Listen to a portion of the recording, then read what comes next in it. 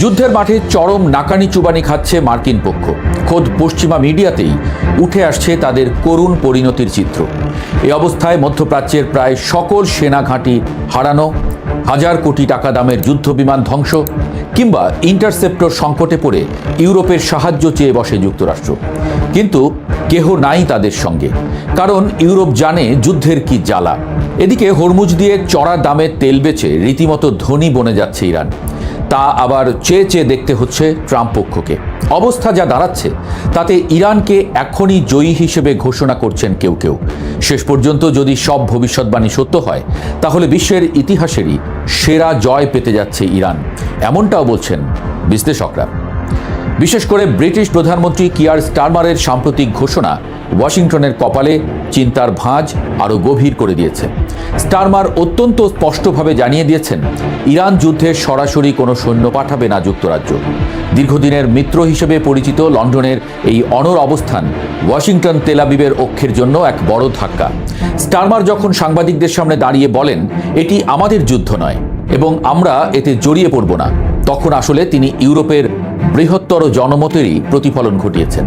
যদিও ব্রিটিশ নাগরিক এবং মিত্রদের স্বার্থ রক্ষায় প্রতিরক্ষামূলক পদক্ষেপের কথা তিনি উল্লেখ করেছেন এবং হরমুজ প্রণালী সচল রাখার অঙ্গীকার করেছেন, কিন্তু কোনোভাবেই এই সরাসরি যুদ্ধে পা না দেওয়ার সিদ্ধান্তটি যুদ্ধের গতিপথ বদলে দিতে পারে। যুক্তরাজ্যের এই কৌশলগত অবস্থানের পাশাপাশি স্পেনের পদক্ষেপ যুক্তরাষ্ট্রকে বেশ বিব্রতকর অবস্থায় ফেলেছে। স্পেনের প্রতিরক্ষা মন্ত্রী মার্গারিতা রোব্লেস সাফ জানিয়ে দিয়েছেন, ইরানে হামলার জন্য যুক্তরাষ্ট্রের কোনো সামরিক বিমান স্পেনের আকাশসীমা ব্যবহার করতে পারবে না। স্পেনের প্রধানমন্ত্রী পেদ্রো সানচেজ শুরু থেকেই এই অভিযানের সমালোচনা করে আসছিলেন। এখন যখন স্প্যানিশ ঘাঁটি বা আকাশপথ ব্যবহারের পথ বন্ধ হয়ে গেল, তখন মার্কিন বাহিনীকে মধ্যপ্রাচ্যে পৌঁছতে অনেক লম্বা এবং ঝুঁকিপূর্ণ পথ পাড়ি দিতে হচ্ছে। এর ফলে জ্বালানি খরচ যেমন বাড়ছে, তেমনি আক্রমণের গতি ও কার্যকারিতাও মারাত্মকভাবে ব্যাহত হচ্ছে। মিত্রদের এমন পিঠটান দেওয়া দেখে বিশ্বজুড়ে প্রশ্ন একই, এমন একা কবে হয়েছিল যুক্তরাষ্ট্র? যুদ্ধের ময়দানে যুক্তরাষ্ট্রের সক্ষমতার উপর সবচেয়ে বড় আঘাতটি এসেছে সৌদি আরবে। প্রিন্স সুলতান বিমান ঘাঁটিতে ইরানের নিখুঁত ক্ষেপণাস্ত্র হামলায় মার্কিন বিমান বাহিনীর গর্ব E-3 সেন্ট্রি রাডার বিমান ধ্বংস হওয়ার ঘটনাটি যুদ্ধের ইতিহাসে এক মাইল ফলক হয়ে থাকবে। সিএনএনের বিশদ বিশ্লেষণে উঠে এসেছে সেই করুণ দৃশ্য, যেখানে কয়েকশো কোটি ডলার মূল্যের বিমানের ধ্বংসাবশেষ ছড়িয়ে ছিটিয়ে আছে মরুভূমির বুকে। এই বিশেষ AWACS বা আকাশপথের আগাম সতর্কতা ব্যবস্থা ধ্বংস হওয়ার অর্থ হল মধ্যপ্রাচ্যের বিশাল আকাশে এখন যুক্তরাষ্ট্রের চোখ অনেকটাই অন্ধ। শত্রু বিমান বা ক্ষেপণাস্ত্র শনাক্ত করার ক্ষমতা কমে যাওয়ায় মার্কিন যুদ্ধ বিমানগুলো এখন আগের চেয়ে অনেক বেশি অনিরাপদ। সামরিক বিশ্লেষক সেড্রিক লেইটনের মতে, এটি কেবল একটি বিমান ধ্বংস হওয়া নয়, পাশাপাশি এটি সমগ্র মার্কিন প্রতিরক্ষা এবং নজরদারি ব্যবস্থার এক বিশাল সংকটের শুরু। এদিকে ইরান এবং তার প্রক্সি বাহিনীর সাঁড়াশি আক্রমণে মধ্যপ্রাচ্যের মার্কিন ঘাঁটিগুলোর অবস্থাও শোচনীয়। সংযুক্ত আরব আমিরাত এবং বাহরাইনের আকাশ প্রতিরক্ষা ব্যবস্থা এখন প্রায় অচল হওয়ার পথে। গত 24 ঘন্টায় সংযুক্ত আরব আমিরাতকে 38টি ক্ষেপণাস্ত্র এবং ড্রোন প্রতিহত করতে হয়েছে। পরিসংখ্যান বলছে, যুদ্ধ শুরু হওয়ার পর থেকে আমিরাত এবং বাহরাইন সম্মিলিতভাবে হাজার হাজার ড্রোন ও ক্ষেপণাস্ত্র ভূপাতিত করেছে। কিন্তু প্রশ্ন উঠেছে, এই ব্যয়বহুল ইন্টারসেপ্টর ক্ষেপণাস্ত্র আর কতদিন তাদের ভান্ডারে থাকবে? ইরানের স্বল্প মূল্যের ড্রোন ধ্বংস করতে এক একটি ইন্টারসেপ্টরের পেছনে লাখ লাখ ডলার খরচ করতে হচ্ছে। আমিরাতের প্রতিরক্ষা মন্ত্রণালয়ের তথ্য মতে, হামলায় ইতোমধ্যে বেসামরিক হতাহতের সংখ্যা বাড়ছে, যা জনমনে প্রচণ্ড অস্থিরতা তৈরি করেছে।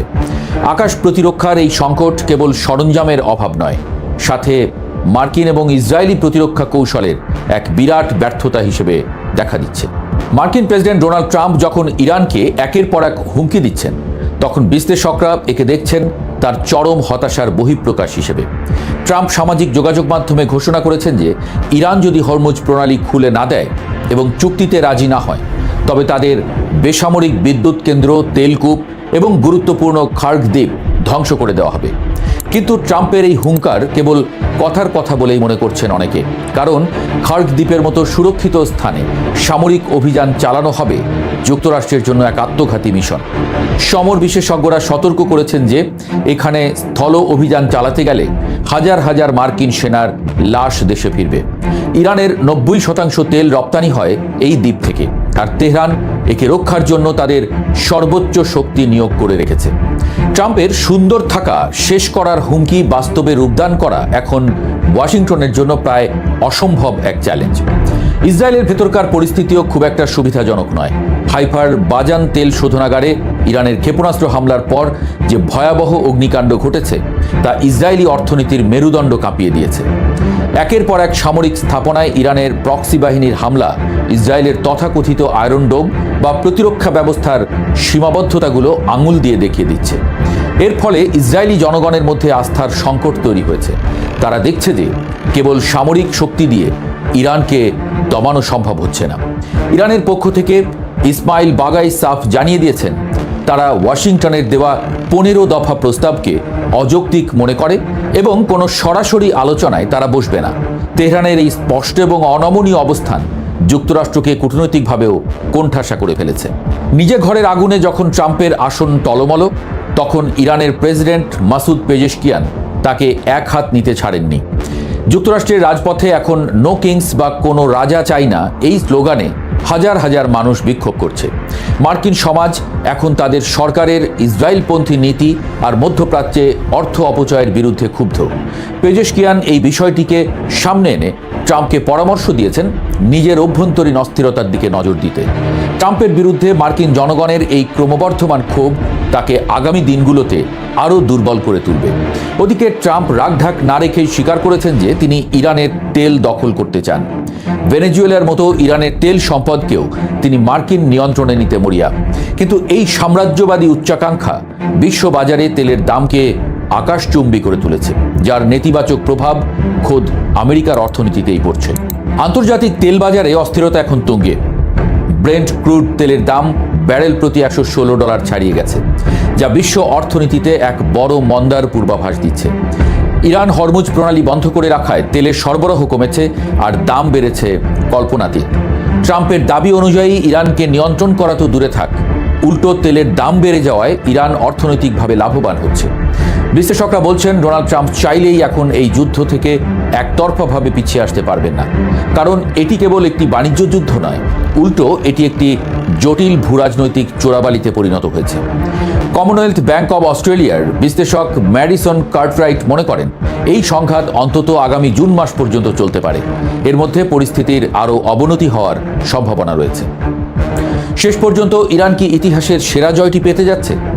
প্রেক্ষাপট কিন্তু সেদিকেই ইঙ্গিত দিচ্ছে। ইউরোপীয় মিত্রদের অসহযোগিতা, অভ্যন্তরীণ বিক্ষোভ, সামরিক সরঞ্জাম ধ্বংস হওয়া এবং তেলের বাজারের নিয়ন্ত্রণ হারানো, সব মিলিয়ে যুক্তরাষ্ট্র এক ঐতিহাসিক সংকটের মুখোমুখি। অন্যদিকে ইরান তার আদর্শিক শক্তি আর প্রক্সি বাহিনীর মাধ্যমে পুরো মধ্যপ্রাচ্যে নিজের আধিপত্য বজায় রেখেছে। ট্রাম্পের হুমকি আর আস্ফালন এখন কেবল কাগজের বাঘের গর্জন বলেই মনে হচ্ছে।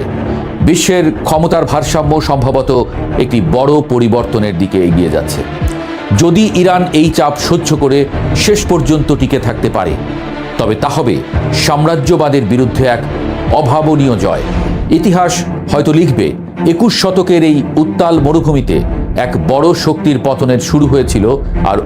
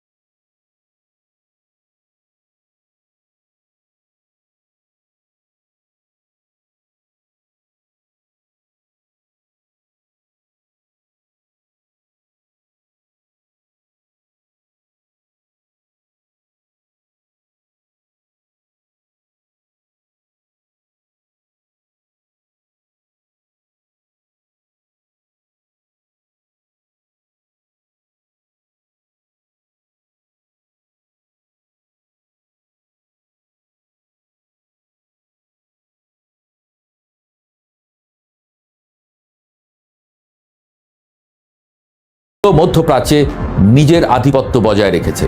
ট্রাম্পের হুমকি আর আস্ফালন এখন কেবল কাগজের বাঘের গর্জন বলেই মনে হচ্ছে। বিশ্বের ক্ষমতার ভারসাম্য সম্ভবত একটি বড় পরিবর্তনের দিকে এগিয়ে যাচ্ছে।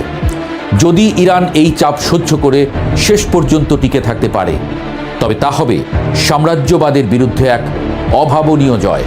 ইতিহাস হয়তো লিখবে 21 শতকের এই উত্তাল মরুভূমিতে এক বড় শক্তির পতনের শুরু হয়েছিল, আর